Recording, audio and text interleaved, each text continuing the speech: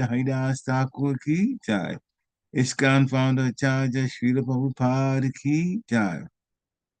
Prem se kaho Shri Krishna Chaitanya Prabhu Nityananda Sri Advaita Gadadha Sivasari Gaur Bhaktavinda ki jai. Shri Shri Radha Krishna Gopa Gopinath Sham Kund Radha Kund Giri Govardhan ki jai. Shri Vrindavan Dham ki jai. Shri Mathura Dham ki jai. Navadvip Mayapur Dham ki jai. Jagannathpuri Dham ki jai. Jagannath Swami ki jai. Ganga Mayi ki jai. Jamuna Mayi ki jai. Tulsi Devi ki jai. Bhakti Devi ki jai. Hare Krishna Mahamantra ki jai. Samaveda Bhaktavinda ki jai. Nitai Gaur Premanande. Hari Hari Hari Bo. All glories to the assembled devotees. Hare Krishna. All glories to the assembled devotees. Hare Krishna. All glories to the assembled devotees. Hare Krishna. All glories to the lotus feet of Sri Sri Guru and Gauranga, God feet of all God. Namo Om Vishnu Padaya Krishna Prasthaya Bhutale Srimati Bhakti Tirtha Swami Niti Namini. Namaste Krishna Padaya Prabhupada Shitapane Shri Gaura Karuna Shakti Bhakti Tirtha Namini. Narayana Namaskritya Narunchevam Naruttamam Devim Saraswati Vyasam Tatujayam Vajirayat Nashta Prayesu Abhadresu Nityam Bhagavata Sevaya Bhagavati Uttamastuke Bhaktir Bhavati Naistiki Om Namo Bhagavate Vasudevaya Om Namo Bhagavate Vasudevaya. Om Namo Bhagavate Vasudevaya Om Namo Bhagavate Vasudevaya. Om Namo Bhagavate Vasudevaya Om Namo Bhagavate Vasudevaya. Jai. Hare Hare Krishna. Krishna, Prabhu, please accept my humble obeisances. That's All good fine. of All Prabhupada. glories to Sri Prabhupada. So, we are reading today from Srimad Bhagavatam, Canto 3, which is entitled The Status Quo.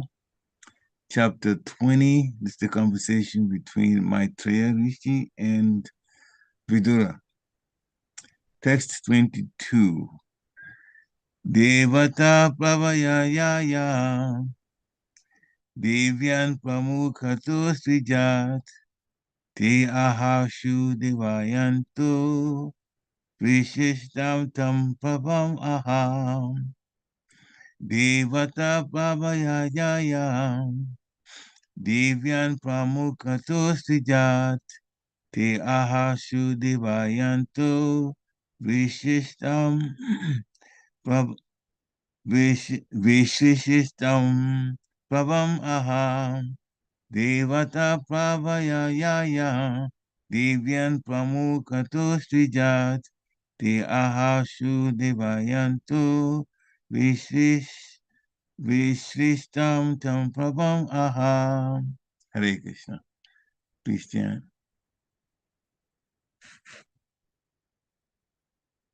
Anyone? Hare Krishna.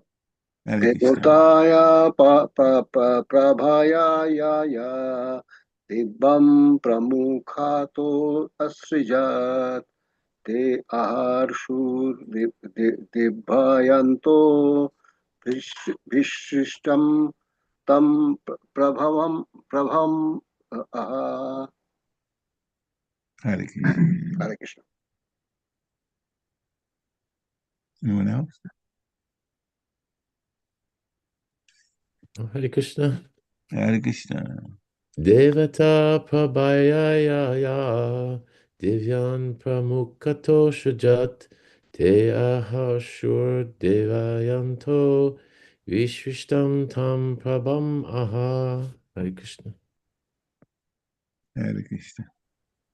Devata Prabhayaya Divyan Pramukhato Srijat Te Aharsur Devayanto Vishitam Tam Prabham Aha. Hare Krishna. Hare Krishna.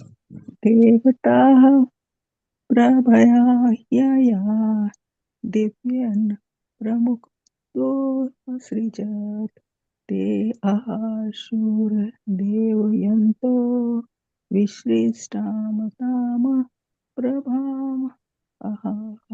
Hare Krishna. Thank you. Hare Krishna.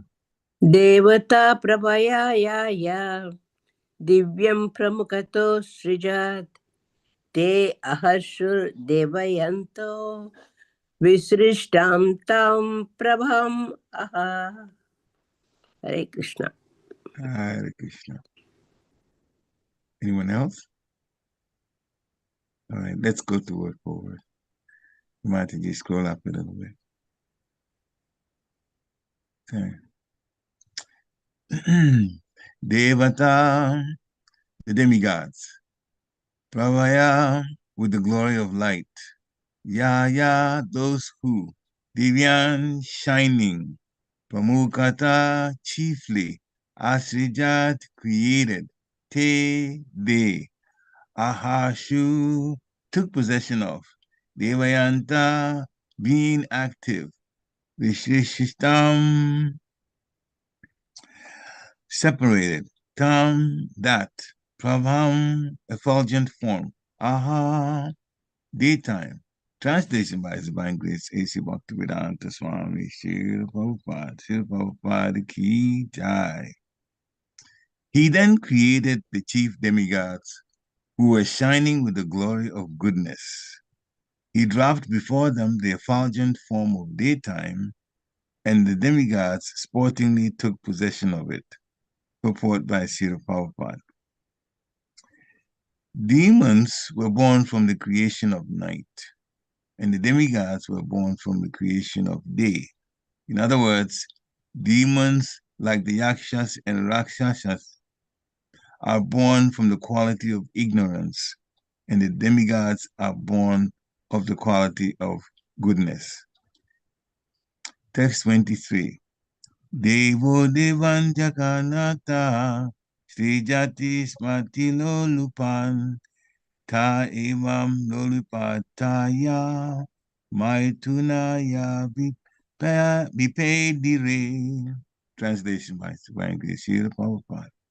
Lord Brahma then gave birth to the demons from his buttocks, and they were very fond of sex.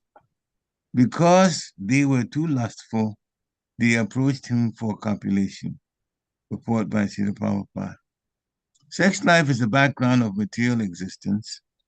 Here also it is repeated that the demons are very fond of sex life. The more one is free from the desire for sex, the more he is promoted to the level of demigods. The more one is inclined to enjoy sex, the more he is degraded to the level of demoniac life. Text 24. Tatuha sansa bhagavan asure nirapatrape anviyamanastarasa krudlo bhita parapatat. Translation by Divine Grace Srila Prabhupada. The worshipful Brahma first laughed at their stupidity, but finding the shameless Asuras close upon him, he grew indignant and ran in great haste out of fear. Report by Srila Prabhupada. Sexually inclined demons have no respect even for their father, and the best policy for a saintly father like Brahma is to leave such demoniac sons. Text 25. Sa upavraja papanati haram harim anugrahaya bhaktanam anurupatmadashanam. Translation by Prabhupada. He approached the personality of Godhead who bestows all boons and who dispels the agony of his devotees and of those who take shelter of his lotus feet. He manifests his innumerable transcendental forms for the satisfaction of his devotees. Purport by Srila Prabhupada. Here, the words Bhaktanam Anurupatma Darshanam mean that the personality of Godhead manifests his multiforms according to the desires of the devotees. For example, Hanumanji, Vajrangaji, wanted to see the form of the Lord as the personality of Godhead Ramachandra, whereas other Vaishnavas want to see the form of Radha Krishna. And still other devotees want to see the Lord in the form of Lakshmi Narayan. The Mayavadi philosophers think that although all these forms are assumed by the Lord, just as the devotees desire to see him, actually he is impersonal. From Brahma Samhita, however, we can understand that this is not so, for the Lord has multi-forms. It is said in the Brahma Samhita, Advaitam Achyutam. The Lord does not appear before the devotee because of the devotee's imagination. Brahma Samhita further explains that the Lord has innumerable forms. Let's go up a little bit. Hare Krishna. Ramadi. Okay. Ramadi Metishu Kala Niyamena Tishtan. He exists in millions and millions of forms. There are 8,400,000 species of living entities, but the incarnations of the Supreme Lord are innumerable. In the Bhagavatam, it is stated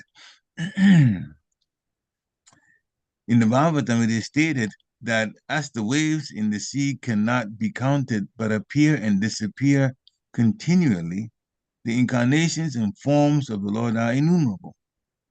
The devotee is attached to a particular form, and it is that form which he worships. We have just described the first appearance of the Lord within this universe. There are innumerable universes, and somewhere or other, the Lord form is now existent. All the forms of the Lord are eternal. It is the devotee's inclination to worship a particular form, and he engages in devotional service to that form.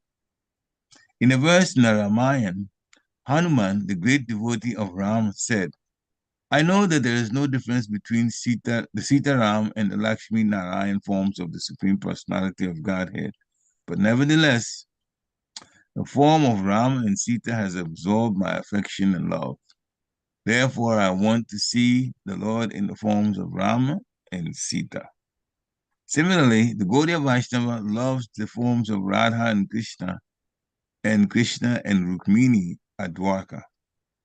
The words Bhaktanam Anurupatma Darshanam mean that the Lord is always pleased to favor the devotee in the particular form in which the devotee wants to worship and render service unto him.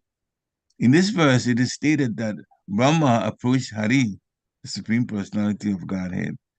This form of the Lord is Shirodakshaya Vishnu. Whenever there is some trouble and Brahma has to approach the Lord, he can approach Shirodakshaya Vishnu, and it is the grace of the Lord that whenever Brahma approaches about disturbances in the universe, the Lord gives him relief in so many ways.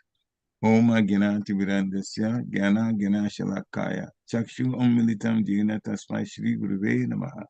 Shri Chaitanya Manobhistam Stapitam Jena Bhutale Swayam Rupa Kadamayam Dadati Swapadantikam.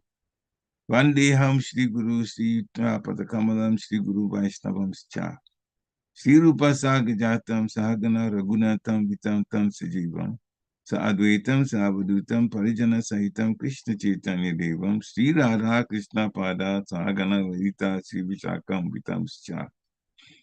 He Krishna Karuna Sindhu Dina Bandhu Jagatpate Gopesha Gopika Kanta Radha Kanta Namostate Tapta Kanchana Gourangi Radhe Vrindavaneshwari Krishabhanu Sute Devi Panavani Hari Priye Vanchakalpataru Bescha Kripa Sindhibhe Eva Chapatitanam Pavanebhyo Vaishnavebhyo Namo Namaha.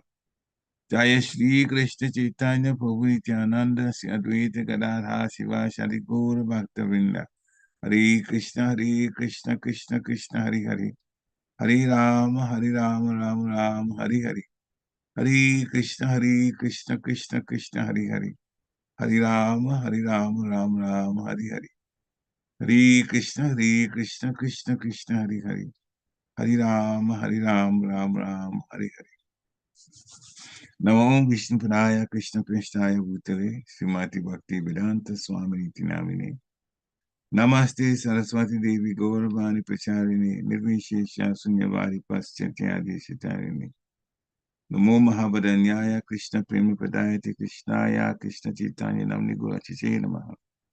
Ananda Lilamaya Vigrahaya Himagiri Vachapishindaraya Tasmi Mahaprema Raspadaya Chaitanya Chandaya Namo Namaste. Chaitanya Chandaya Namo Namaste. Chaitanya Chandaya Namo Namaste. Chaitanya Chandaya Namo Namaste. Hare Krishna. So Srimad Bhagavatam, Canto 3, Chapter 20, Text 22, English translation. He then created the chief demigods who were shining with the glory of goodness.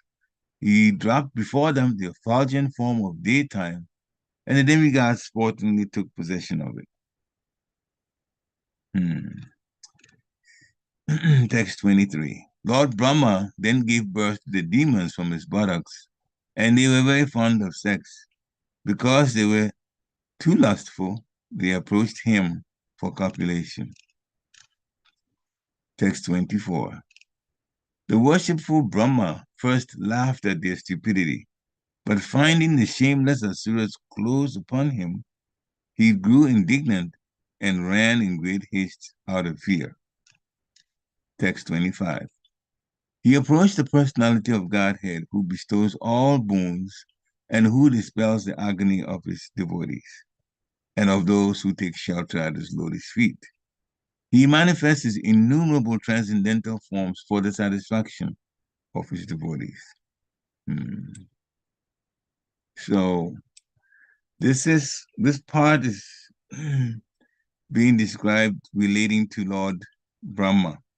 Lord Brahma is the secondary creator. The first creator is Mahavishnu, through whose pores the universes come to existence, and he also establishes time when that happens and the material world starts functioning again.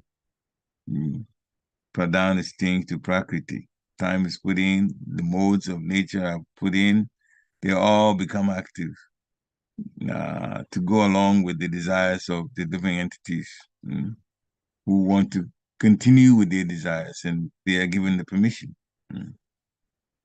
So Lord Brahma is creating, and in this part, it talks about the chief demigods getting created. Chief demigods.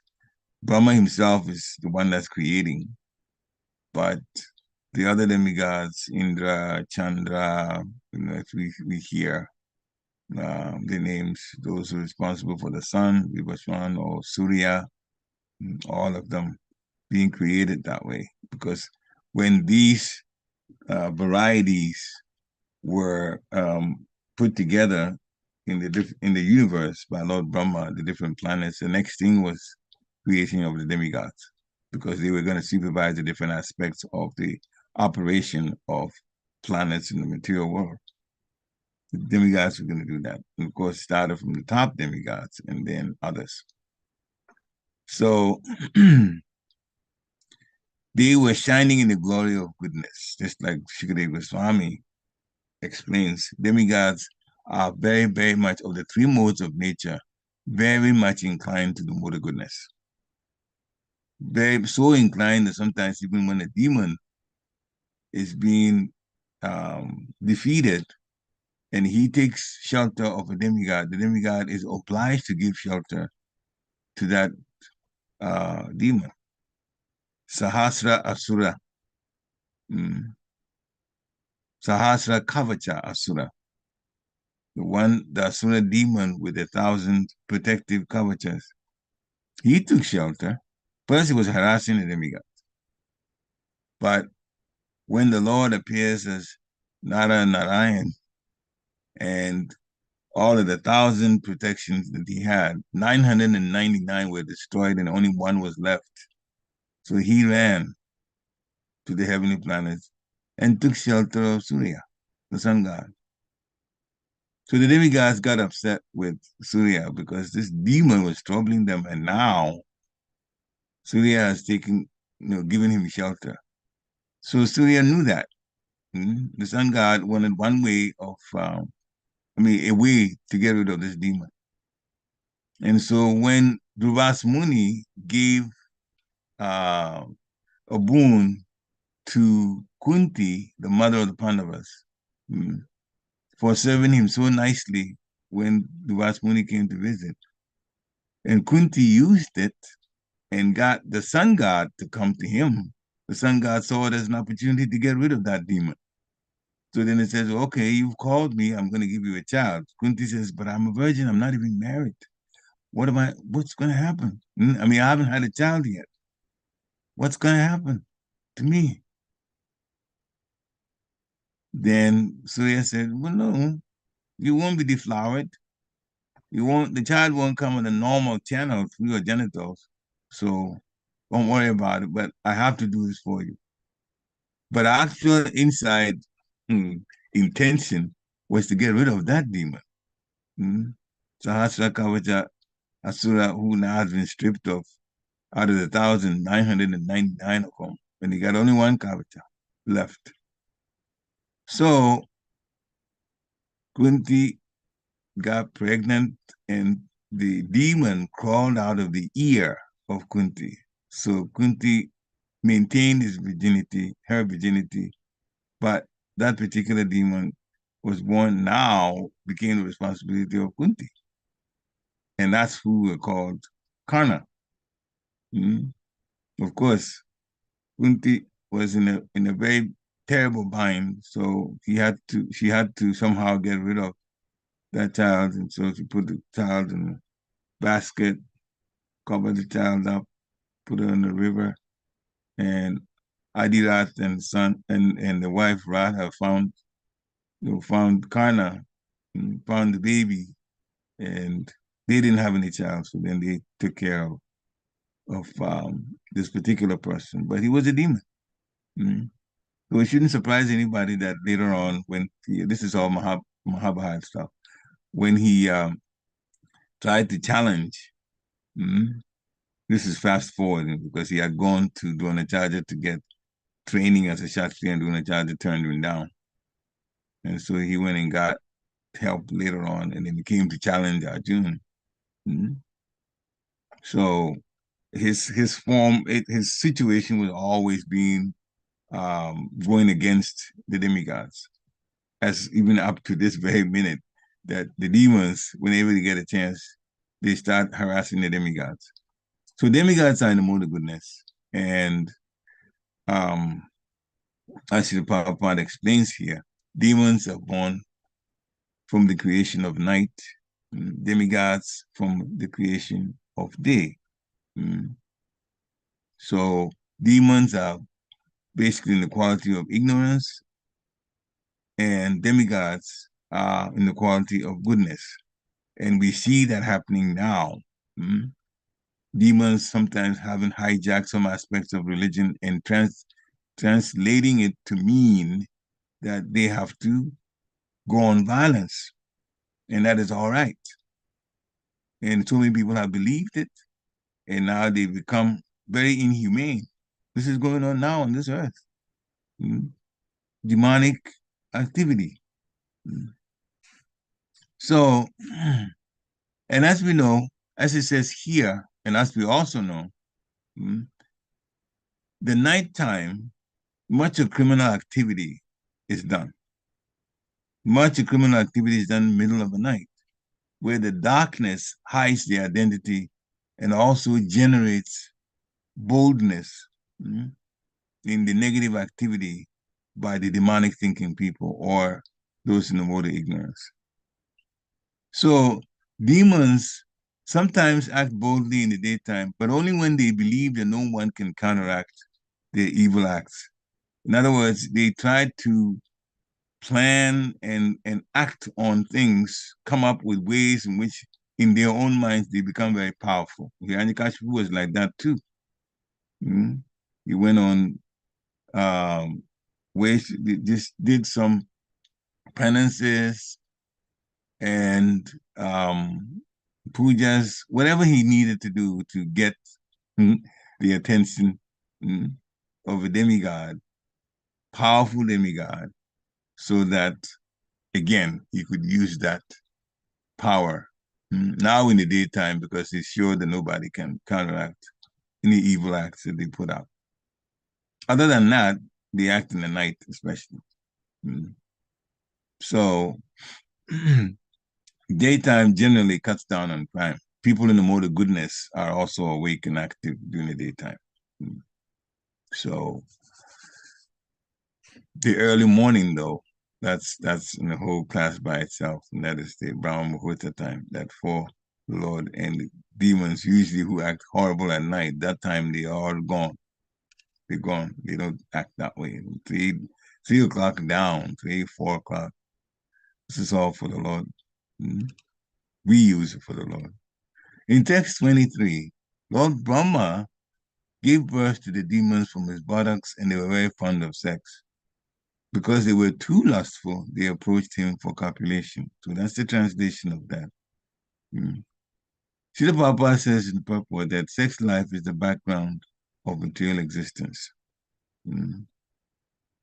So the more one is free from the desires for sex, the more he's promoted to the level of the demigods. And the more one is inclined to enjoy sex life, the more he's degraded to the level of demoniac life.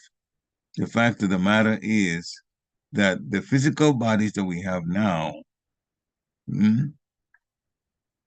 sex life is limited to, biologically, the whole pregnancy process and giving birth to a new species. All types of bodies go through that.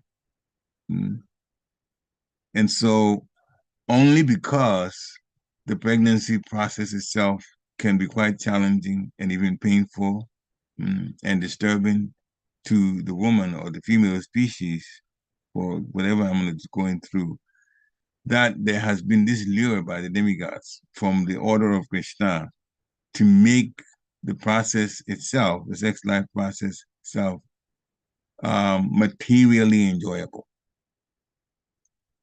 But those who like sense gratification, they go after anything that's enjoyable or anything that they've built their minds to enjoy. It got to the point where it's acceptable, even though it may not be acceptable. Case in point, there are some alcoholic drinks that are quite bitter, but some people have gotten used to it, so they drink it. That's more the ignorance. It destroys the body, but they still do it anyway.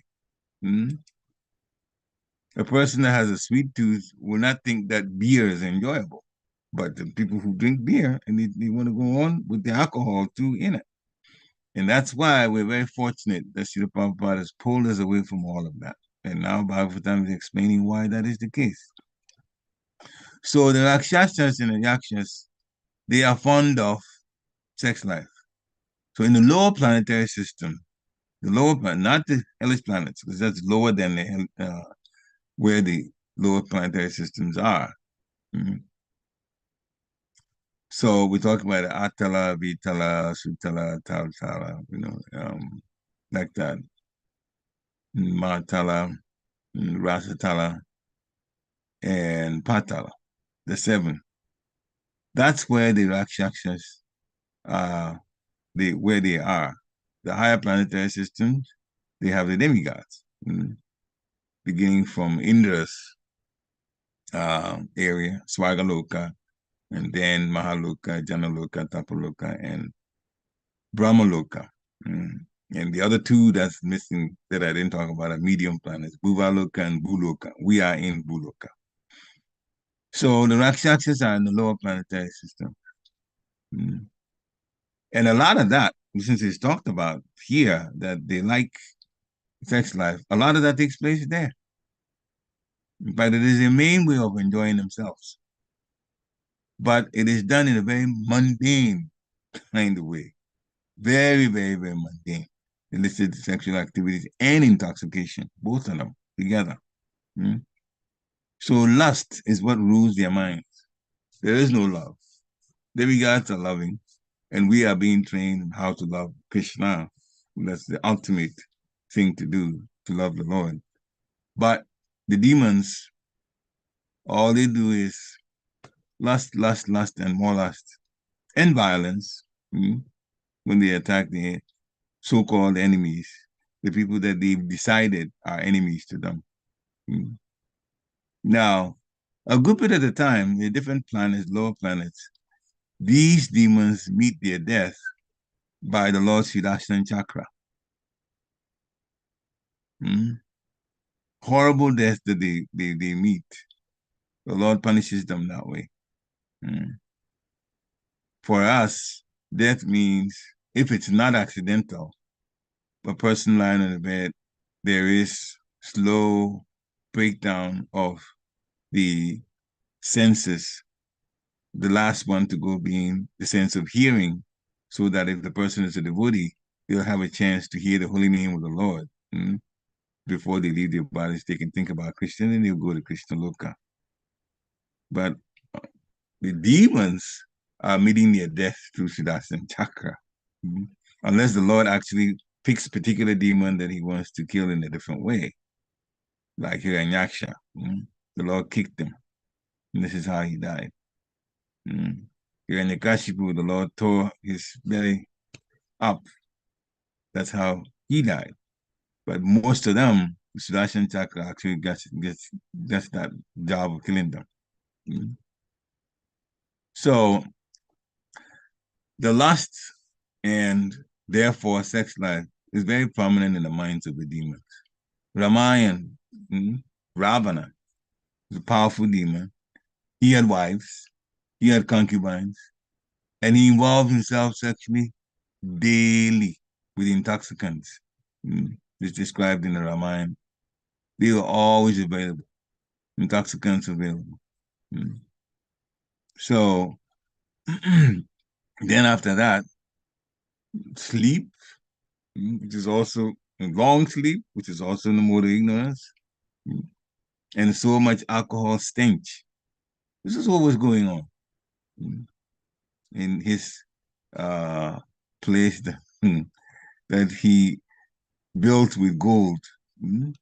So much attraction to material things.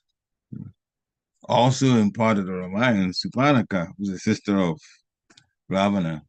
When she was Nadandaka in the forest, at the time that Lakshman and Ram and Sita were there, Supanaka saw Ram and Lakshman, and they're very attractive. The Lord is, of course, very, very, very handsome. So both of them were there. He saw, of course, he didn't look at Sita at all. He didn't care for Sita, let's put it that way. But Supanaka was immediately struck by lusty desire for them. And of course, Lakshman did not allow Supanaka to come close to Lord Ram. So later when he went back and went back home and described the beauty of Sita to Ravana, then Ravana also plotted to captivate her because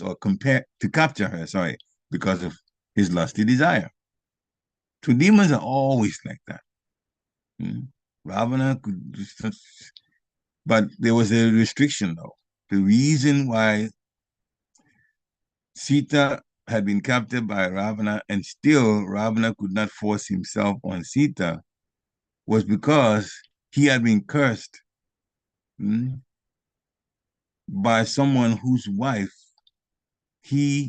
Ravana had forcibly taken sexually, forcibly raped her. This person is Nala Kubera, and his wife is that celestial nymph called Ramba. So then Ravana got cursed that if he touched any other woman without her consent, that if he forces himself on anyone, his head will shatter into pieces and he'll be killed instantly. This was why he was trying to convince Sita to relate sexually to him, and Sita could stand her ground, because if Ravana forced himself on her, he would die right on the spot because of that curse. So actually, the proper use of sex life is what the Prabhupada has told us to do, and biologically, what our bodies do.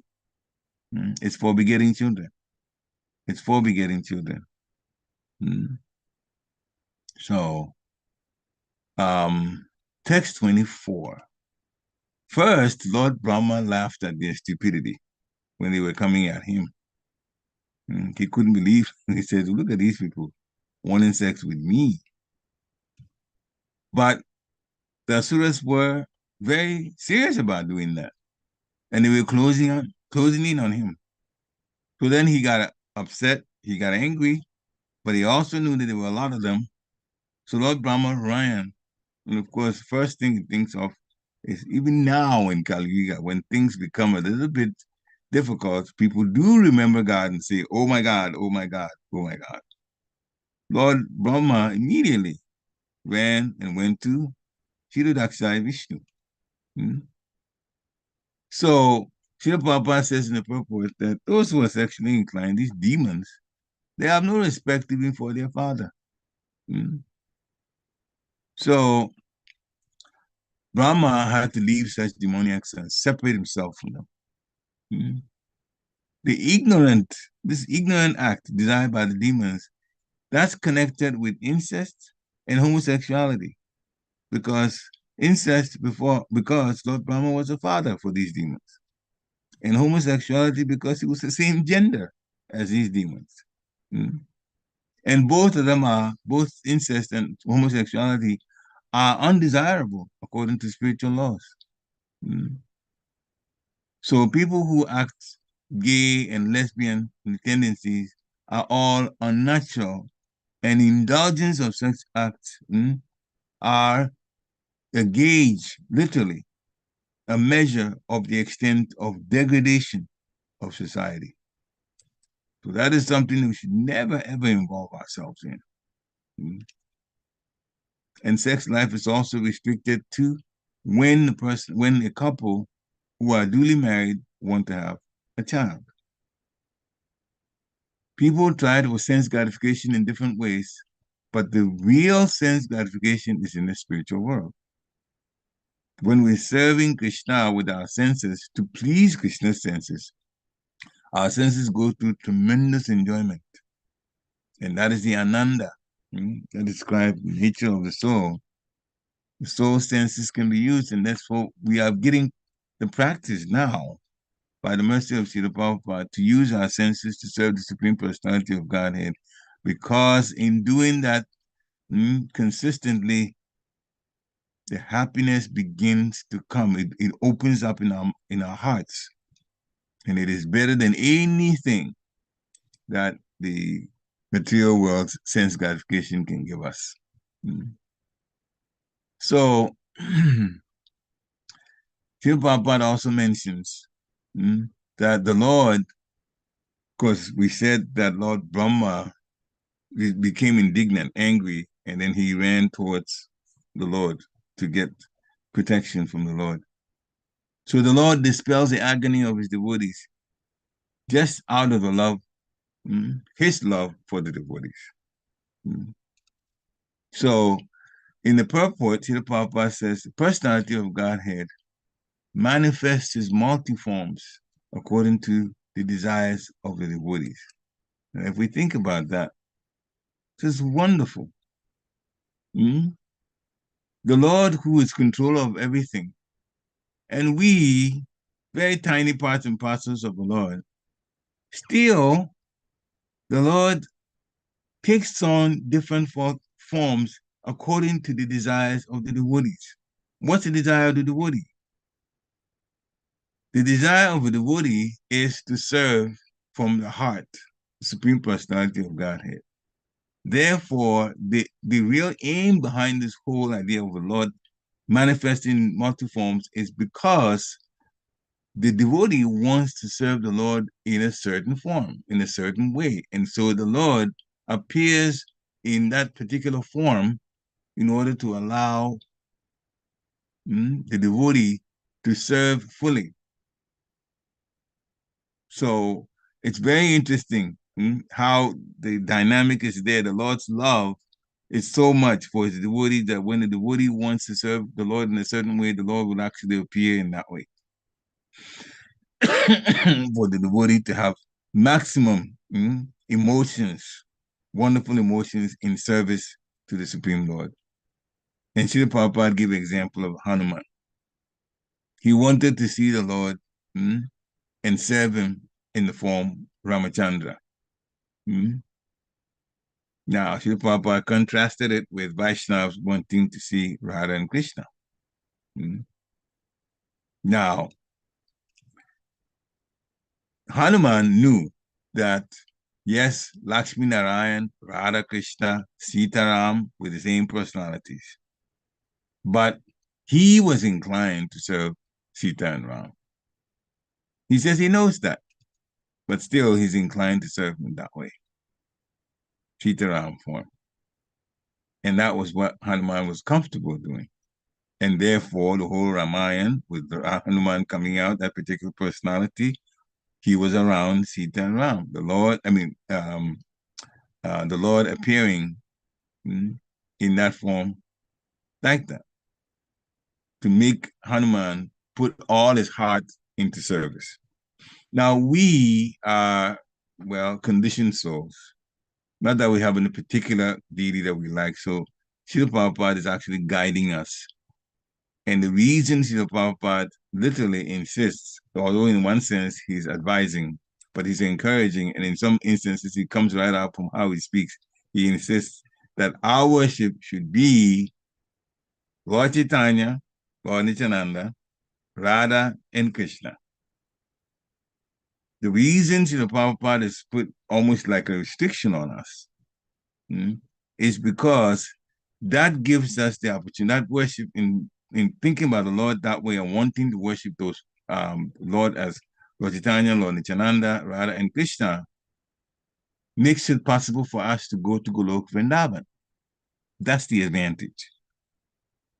Srila Prabhupada knows that the relation of the Lord in Golok Vrindavan is more versatile and therefore more enjoyable than what you can get in the other planets in the spiritual world, although they are also quite high. But the most versatile of relationships that occur in Krishna Loka.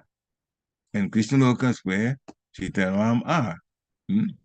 Sorry, not Sita and Ram, Radha and Krishna are. I apologize. Radha and Krishna are. Therefore, Srila Prabhupada wants us to always meditate on Radha and Krishna. And Radha and Krishna is together as Lord Chaitanya in the most merciful form, allowing us to develop love by chanting Hare Krishna, Krishna Krishna, Hare Hare, Hare Rama, Rama Rama, Hare Hare. And of course, the same Lord Brahma has compiled wonderful meditation and from his vision of the spiritual world, Brahma Samhita, talking about so many forms of the Lord, innumerable forms. And Srila Prabhupada made a comparison that actually brought the whole point of the Lord having innumerable forms home more by saying that, yes, the physical bodies that those conditioned souls, those of us conditioned souls can occupy, total 8,400,000. And in our hearts, and now, no, not so much our hearts, in our minds, we consider 8,400,000 to be a big number. For us, it makes sense to consider 8,400,000 as a big number. But then, Srila Prabhupada is saying that the incarnations of the Supreme Lord are innumerable. So there are several times more than 8,400,000. Several times more. These are incarnations of the Supreme Lord. So whatever we want, in a way to serve the Supreme Personality of Godhead, the Lord will actually appear that way. And there was one situation that my Guru Maharaj, Bhakti Maharaj, described involving us. And that was some, deep, he knows some things because of where he came from and all of that. I won't get into great detail about it, about who that particular personality is. Anyway, not all the gurus, some of the gurus are directly from the spiritual world. Anyway, he made this point that when a soul here in the material world is now obtained the mercy of the Supreme Personality of Godhead because of taking Bhakti Yoga seriously, which is the situation we want to be in. Therefore, in the person's death, upon the person's death, there is the opportunity to go back to Golok Vrindavan. There is one thing that's done for that particular person. Of course, the physical body is gone, the person has died, so now subtle body has also been destroyed. The Lord does that. The mind, the material mind, the material intelligence that's gone, and now the soul proper. One of the things that is done for the person is how much or how they want to meet Krishna. Literally, what kind of attire, dress that they feel the soul going to see Krishna wants to, dress himself up in. And those who come to pick you up will help you to get all dressed up in that way to meet Krishna. Even that small detail is there. It's an important detail, the small detail in the grand scheme of things, because going to the spiritual world is wonderful. But even the attire that a person wants to see Krishna in, even that is given as an opportunity to the person to choose. And then they go. So that was a little bit of inside stuff that, I know Chief Papa I don't know that he ever mentioned it, but even that is there. First time we heard it in Gitanagi, we were eyes open, like we were really surprised that even how you meet Krishna is also given as an opportunity for the devotee to choose. So it's not even just, it's not incarnations only, the different incarnations that the Lord changes himself to or appears at just to have the devotee serve from their heart. But even how they meet the Lord, and how they dress up to meet the Lord, so much of opportunity is given for the devotee who's going back to the spiritual world to determine those things based on his likes or her likes. So there is so much, the point we want to make here is there's so much intimacy of love, and the Lord goes out of his way. Another pastime that devotees may not know much about, and I'm going to mention it here, this was from His Holiness Romapa Swami, Gitanagri. And he related one pastime, but he knew that it would generate a lot of questions, and he didn't want to go through the questions, so he just said, I'm going to tell you, but before that, I'm going to insist that nobody ask me questions about this. That I was sitting right there in the temple room when he said that. So he related a story, this time related to Lord Narayan at Vaikuntha.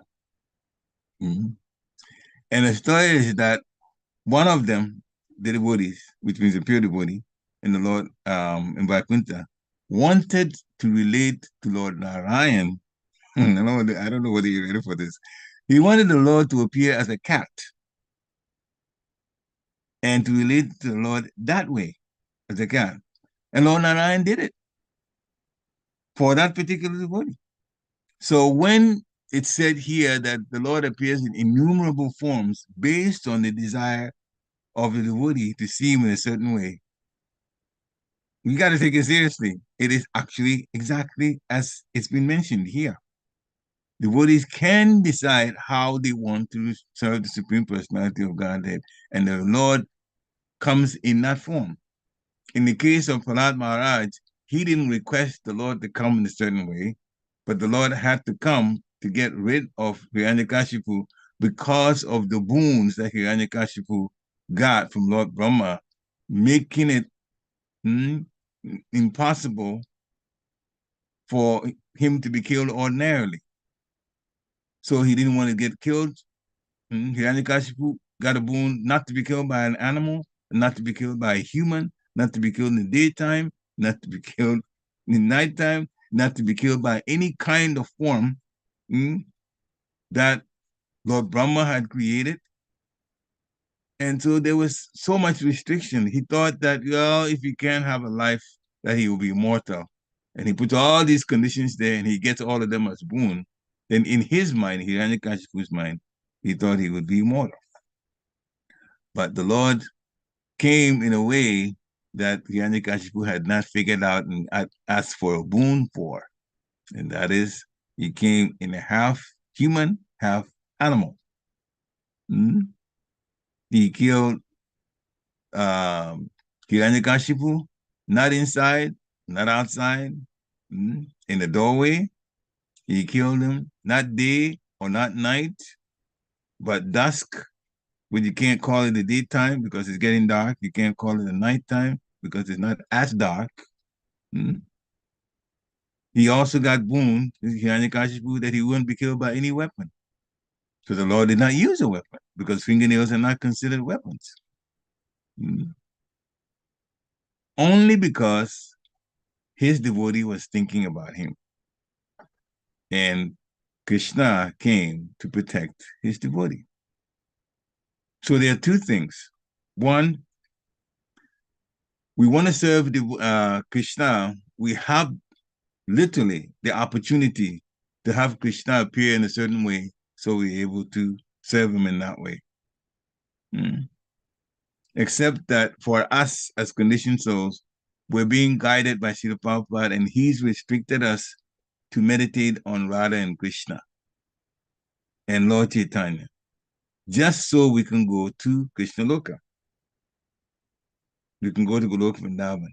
But that opportunity is still there for every devotee. Once they get to the spiritual world, they can relate to the Lord in whatever form that the devotee wants, and the Lord will actually relate to them like that. In the Vaikuntha planets too. Except that, of course, the Papa wants us to go to Goloka Vrindavan in particular. So there's that bond of love that's there that Krishna shows for all of us.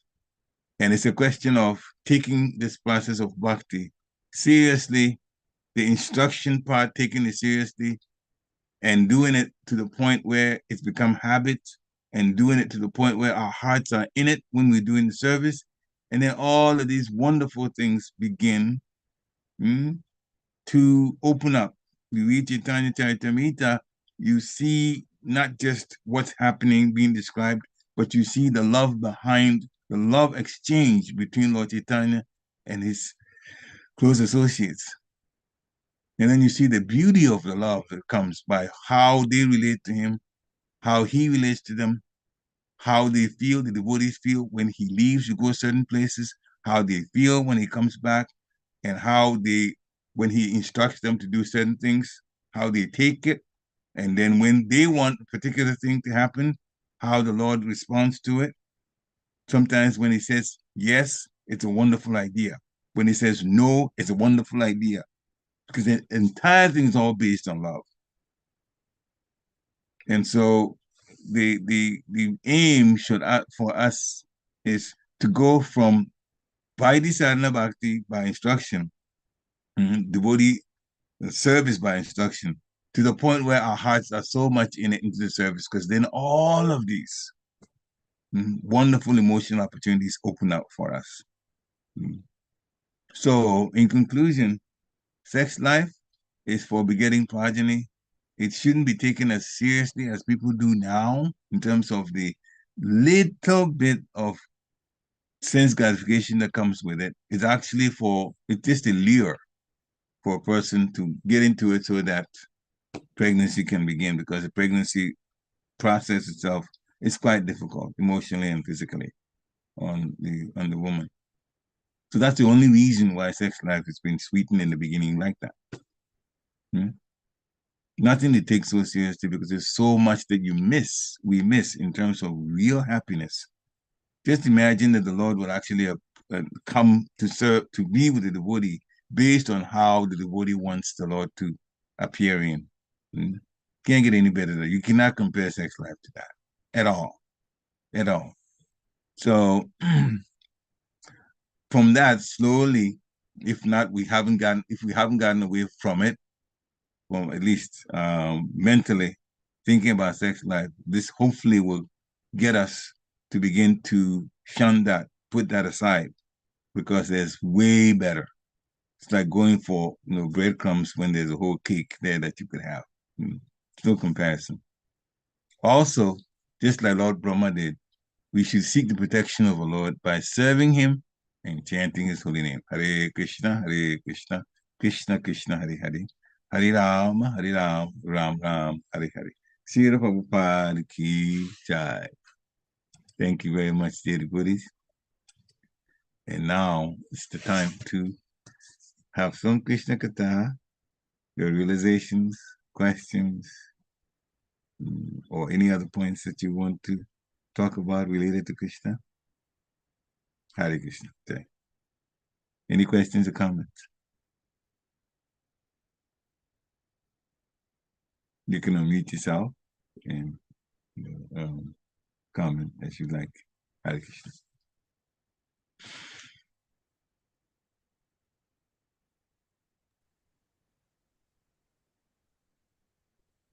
I don't see any hands up yet. I don't know what is maybe thinking about. Or we can end to either way. It doesn't matter to me. But as the word is like. You can't end it, Prabhu. We Say it again, have. sorry. No. You said you will end it, with no. Oh, I can't end it. Your daughter can end it, not me. No. It's a wonderful class and lot of things we need to know. Actually, when I was young, my mom used to say that, if I'm praying God after like midday or something like that, she used to say, no, this is not the time. You should do before. Oh. Like that, she used to tell me. If I do after 12 o'clock or in the midday, she used to say, no, that is not, at 12 o'clock, not God's time. You should do before. So I didn't understand. I didn't understand that. So why she used to say that, even praying God, that, like middle of the day, I don't know why she used to tell me. Well, it's been made easier for us by Lord Chaitanya. He said there are no hard and fast rules to chanting. So yeah. So now we can now tell. I know, after a long time, now I know why she used to tell me. Yeah. Because some part of the night is very much when demons become very active also. Yeah. 1 o'clock, 2 o'clock, they were very, very active. Even daytime also she used to tell me like that. Yes. After 12 o'clock, she says, no, not God's praying 12 o'clock. You should pray before that. more the passion. That's there because there's more the passion at that time. Yeah. Not so much ignorance, but more the passion. Yeah. People are at work. Yeah. And the passionate part of it. So yeah, it's understandable. Early morning, it's Brahma Muhurta time. That is a Brahma Muhurta time. That's the best. She used to tell me. Yeah.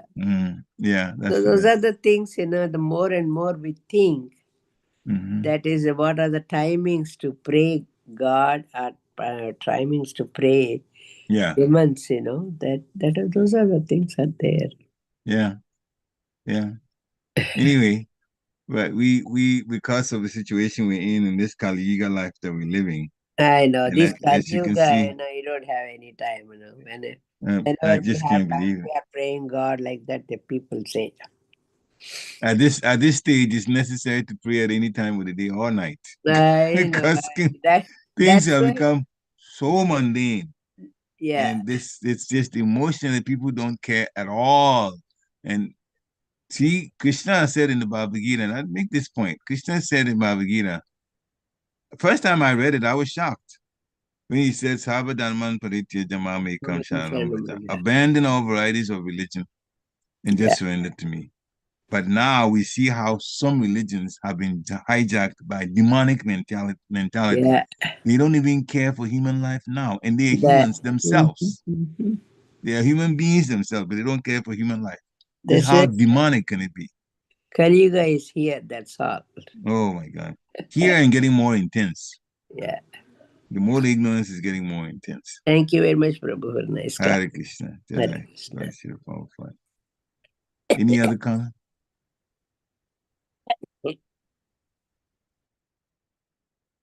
Any other comments or questions?